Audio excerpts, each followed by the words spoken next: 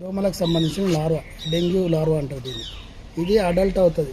Adult అయినాక దోమ అవుతుంది. 7 days ఇట్లా నీళ్ళల్లో ఉంటుంది. తర్వాత 7 days తర్వాత దోమ అవుతుంది. దోమ అయిన వెంటనే అది ఏమవుతుందంటే మనుషులకు బెడ్ కావాలి.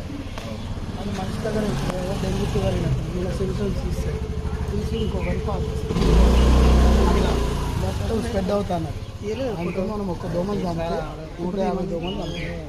ఒక దోమ 150 ఓకేనా. ఓన్లీ నీళ్ళల్లోనే తయారవుతుంది. మనం ఫ్రైడే చేయాలి. ఎవ్రీ ఫ్రైడే ఏం చేయాలంటే మొత్తం డ్రమ్లన్నీ తీసి ఫ్రెష్ నింపాలి. దాన్ని ఫ్రైడే అంటారు. ఓకేనా. Every Friday is Friday. ఇది దోమ లార్వా ఇట్లా ఉంటుంది. లార్వా నుంచి దోమ అవుతుంది. దోమ తర్వాత మనుషులకు పుట్టిన తర్వాత మనుషులకు వదలాలి.